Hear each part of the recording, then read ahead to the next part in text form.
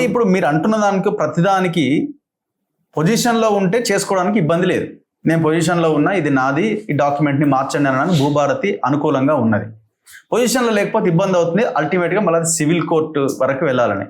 So ఈ విషయంలో ఒక ట్రిబ్యునల్ ఏర్పాటు చేసి ఈ భూ సమస్యలన్నింటికి ఒక ప్రత్యేక కోర్టు ఏర్పాటు చేసి చేయడానికి ఉన్న అవకాశాన్ని మీరు సూచించలేదా? రెండు చెప్పండి. వీళ్ళు అంటున్నారు ఆర్డీఓ, కలెక్టరు, ఆ పైన ట్రిబ్యునల్ అంటున్నారు. మన ట్రిబ్యునల్ ఏర్పాటు విషయంలో ఎక్కడ ఇది లేనంటున్నారు. రెండు అంశాలు చెప్తాను. ఒకటి, మొదటి అంశం ఏంటంటే పట్టా భూములు అయితేనేమో పొజిషన్ లేకపోతే తిరిగి ఇప్పించే అధికారం రెవెన్యూకి ఉండదు. ఒకవేళ అది భూదాన్ ల్యాండో లావణ్య భూములు అయితే కనుక పొజిషన్ తిరిగి ఇప్పించే అధికారం కూడా రెవెన్యూ వాళ్ళకు ఉంటుంది. పొజిషన్ లేకపోయినా హక్కుదారు ఉన్నట్టయితే కనుక పొజిషన్ కూడా తిరిగి రికవరీ చేసి ఇచ్చే అధికారం ఉంటుంది. ఇక మీరు అన్న ట్రిబ్యునల్ విషయానికి వస్తే చాలా కాలం నుంచి దేశవ్యాప్తంగా మాట్లాడుతున్న మాట ఏంటంటే బీహార్ ఒక మంచి మోడల్ ల్యాండ్ ట్రిబ్యునల్ విషయానికి వచ్చినట్లయితే. మన్మోహన్ సింగ్ గారు ప్రధానమంత్రిగా ఉన్నప్పుడు బీహార్లో ఈ ట్రిబ్యునల్ వ్యవస్థ బాగా పనిచేస్తుంది అని చెప్పి అన్ని రాష్ట్రాలకు ఉత్తరం రాశారు, మీరు ల్యాండ్ ట్రిబ్యునల్ ఏర్పాటు చేయండి, కేంద్రం నుంచి డబ్బులు ఇస్తాం. ఏం జరుగుతుంది బీహార్లో అంటే జిల్లా స్థాయిలో ఒక ట్రిబ్యునల్, రాష్ట్ర స్థాయిలో ఒక ట్రిబ్యునల్ పెట్టారు. ఓన్లీ ల్యాండ్ కోసమే. కింద ఏ రెవెన్యూ అధికారి ఎట్లాంటి తీర్పులు ఇచ్చినా, ఏ చట్టం కింద తీర్పులు ఇచ్చినా అంతిమంగా ల్యాండ్ ట్రిబ్యునల్కి వస్తాయి. వీళ్ళ తీర్పు మీద మీకు అభ్యంతరం ఉంటే ఒక అప్పీలు స్టేట్ ట్రిబ్యునల్కి వెళ్ళొచ్చు. సివిల్ కోర్టుకి పోవు, హైకోర్టుకి పోవు. అసలు ఇంకా హైకోర్టు పోతానికే లేదు. చాలా బర్డెన్ తగ్గుతుంది. నేను కూడా చాలా సార్లు బీహార్కి పోయి వచ్చిన, ఆ చట్టాలను తయారు చేసిన అధికారితో మాట్లాడినా, ఇప్పుడు ఆయన కేంద్రంలో ఉన్నారు. ఆ అనుభవాన్ని దృష్టిలో పెట్టుకుని తెలంగాణలో కూడా ఎన్నోసార్లు చెప్పింది ఏంటంటే మన దగ్గర 124 భూమి చట్టాలు ఉన్నాయి. ఒక్కొక్క చట్టం కింద ఒక్కొక్క అధికారి ఉన్నాడు అప్పీల్ అధికారిగా. ఇప్పుడు పిఓటి చట్టం ఉంది, తహసీల్దార్ చర్య తీసుకోవాలి, దాని అప్పీల్ ఆర్డీఓకి, సెకండ్ అప్పీల్ జాయింట్ కలెక్టర్కి.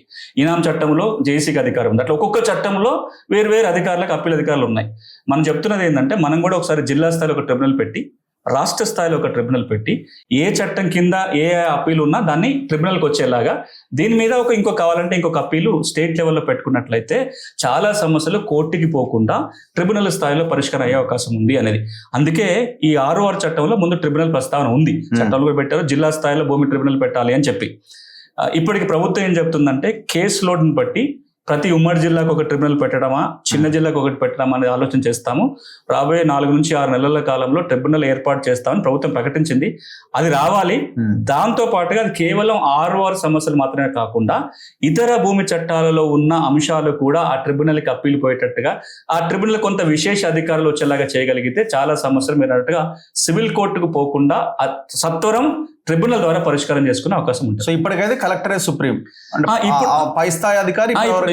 ఇప్పుడున్న మీరు 6R ఏమంటుందంటే పాత భూమి సమస్యలు ఉన్నాయనుకోండి, ఇప్పటిదాకా మన 20-30 లక్షలు పెండింగ్ ఇష్యూస్ ఏవైతే ఉన్నాయో అది ఆర్డీఓను కలెక్టర్ పరిష్కారం చేస్తాడు.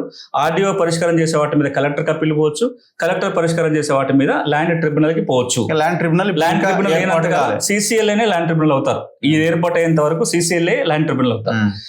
జరగబోయే మ్యూటేషన్స్ ఏవైతే ఉంటాయో ఆ తహసీల్దార్ మ్యూటేషన్ చేస్తే ఆర్డీఓకి అప్పీలు, రెండో అప్పీలు కలెక్టర్.